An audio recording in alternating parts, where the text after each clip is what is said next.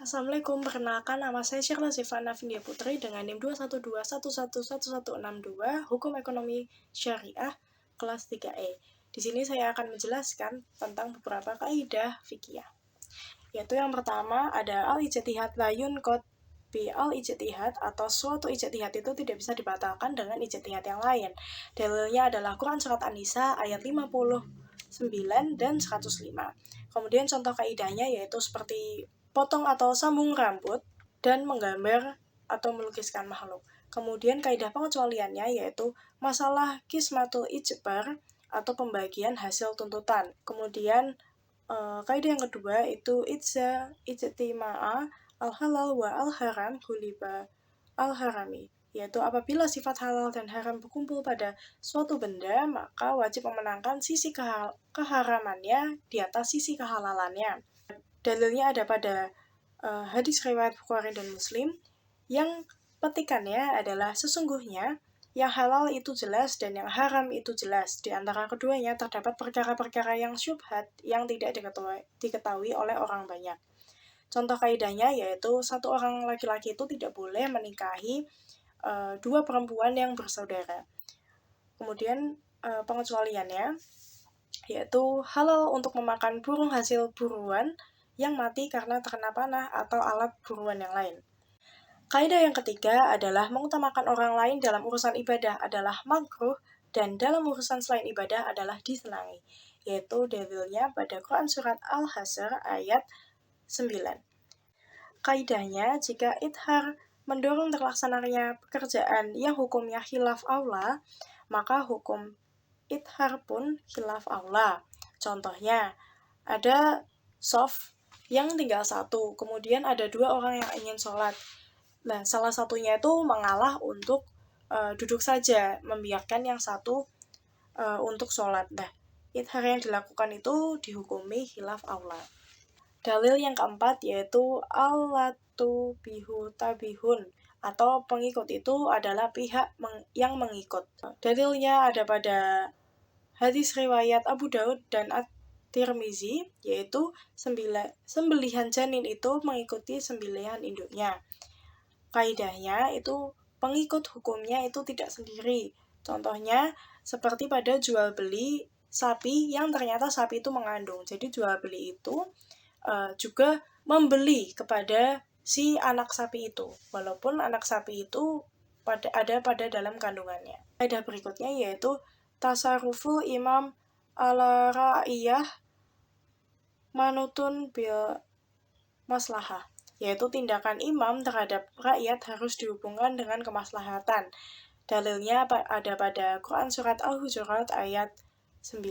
Contohnya yaitu kita tuh tidak boleh memilih imam sholat yang fasik, sekalipun orang yang sholat di belakangnya itu sah sholatnya, tetapi itu sangat dibenci begitu.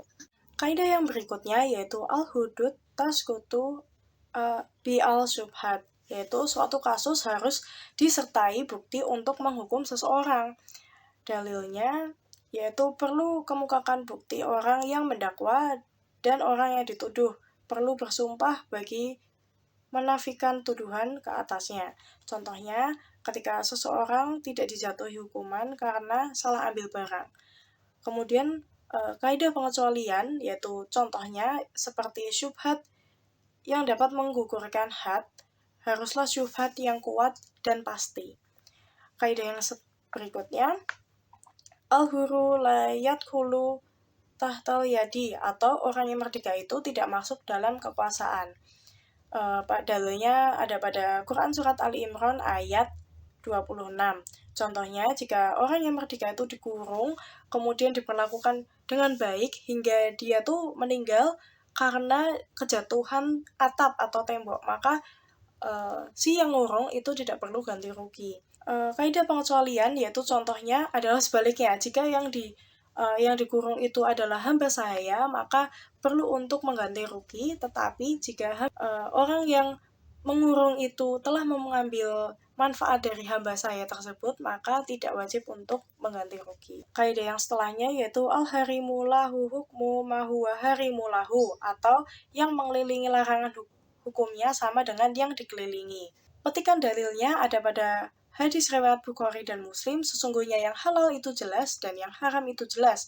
Di antara keduanya terdapat perkara-perkara yang syubhat yang tidak diketahui oleh orang banyak.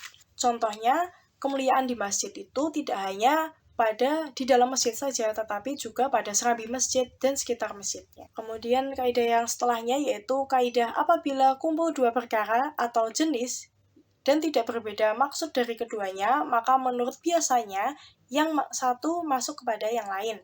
Contohnya seperti masuk masjid dan kita melaksanakan sholat fardu, maka sholat itu sudah termasuk pada sholat tahiyatul masjid. Kaidah yang berikutnya yaitu mengamalkan maksud suatu kalimat lebih utama daripada menyia-nyiakannya. Contohnya, jika satu orang itu bersumpah tidak akan makan dari kendil itu, maka termasuk yang di dalamnya segala apapun yang dimasak itu tidak boleh dimakan. Kaidah pengecualian, contohnya, itu mengawali salam lebih utama daripada yang menjawabnya. Kaidah berikutnya, al-kharaj bi al-daman, yang artinya hak mendapatkan hasil disebabkan oleh keharusan menanggung kerugian. Dalilnya yaitu bahwa seorang laki-laki menjual seorang budak, maka budak itu bermukim di tempat pembeli. Dalam beberapa hari, kemudian si pembeli mendapatkan cacat pada budak tersebut dan melaporkan kepada Nabi SAW. Maka Nabi mengembalikan budak itu kepada laki-laki yang menjual.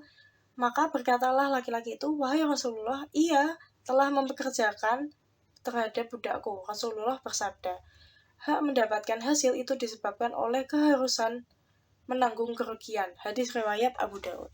Contohnya, biaya notaris itu biasanya ditanggung oleh pembeli. Namun, jika penjual itu ridho, maka biaya tersebut bisa dibagi dua. Kaidah yang berikutnya yaitu al-khuruj min khilaf mustahab, atau keluar dari khilaf adalah diutamakan. Dalilnya ada pada surat Al-Hujurat ayat 11, contohnya yaitu disunahkan membasuh seluruh rambut, kepala, saat wudhu agar terhindar dari perbedaan pendapat antara Maliki dan Hanafi.